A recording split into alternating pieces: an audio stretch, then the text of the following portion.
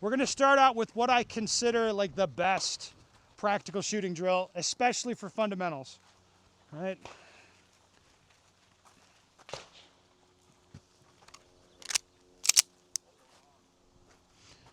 Okay, what I'm going to do is sort of replicate the normal engagement sequence on a target, which typically these targets you shoot them with 2 rounds, right? So we're just going to do the engagement sequence part and try to take everything else out of consideration. So at the signal, I'll draw the pistol, connect to it, index it right on the spot on the target. We're not going to assess the draw time. Like, I don't give a shit about that part. Instead, like, think of it as you get a grip that you're happy with, and you're like, yep, this is how I want to hold the gun. So like, we're, again, take out of consideration any problems that you'd introduce by trying to draw fast. Put the gun on the target, fire an aggressive pair. All right, the second round you fire, especially, is not tied to a sight picture.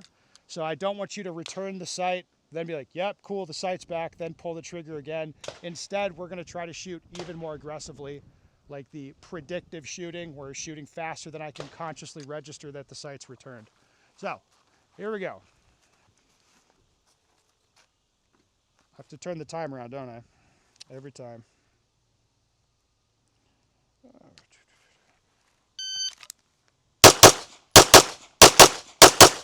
All right. Now, if you're shooting like that, what am I going to tell you to do? Go faster. Yeah, exactly. Okay.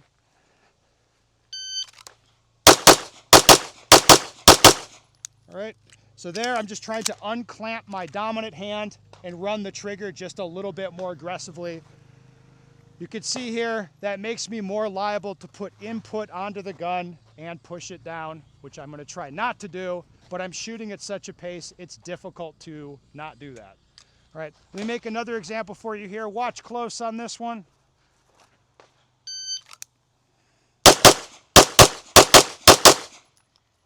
All right, let's talk through what happened here.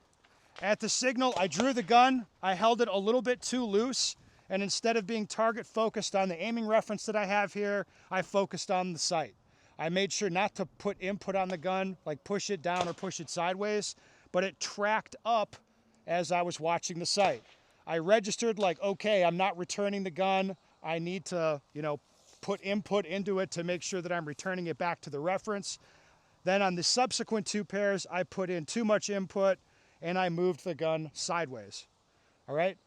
The goal for this is that you shoot a string like that, like stuff like that happens, you can see, feel, and articulate what's going on. Right? Again, the goal isn't so much that you shoot them into a fist-sized group. It's that when you're shooting, you're just like, okay, yep, that's what's happening. Look, I'm following the sight up. Okay, I'm pushing on the gun, whatever. And then again, you can articulate like this is what's happening. And then in subsequent iterations, you try to not do that stuff. Does that make sense to everybody? All right, let's back up a little. Now, we're gonna shoot this from a bunch of yard lines. The way that I would assess it, and I think you guys would agree with this, standing here at 5 yards, is it a heavy lift to put them in the A zone? No. We're assessing this way tighter than the A zone. You'll see here, like I assessed this one that I pushed down. I'm like, that was a big mistake, right, to me. I mean, at 20 yards, that would probably be down here, which like not where I want it. These I assessed that I pushed on the gun sideways, like I don't like that, even though they still landed in the A zone. So it's like, realistically at 5 yards, we should be shooting way tighter than the A zone, yeah? All right. I'll show you how we want it to look as we back up, so I'll do a few strings for you. All right, let's back up a little bit.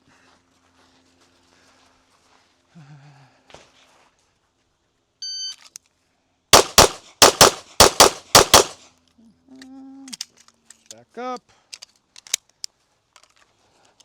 Now, I'm shooting like a well-balanced race gun. So like, again, what kind of results am I looking for here?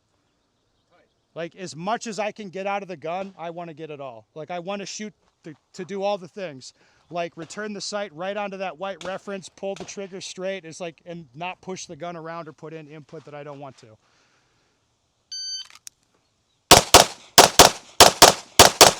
Okay, let's back up a little.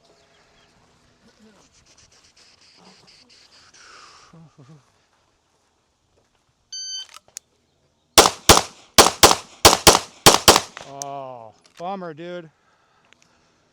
Okay.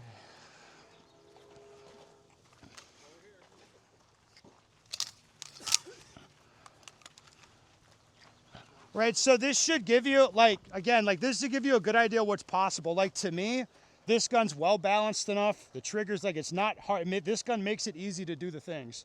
So like even at distance, like I'm really trying to like put them right on the reference, pull the trigger aggressively.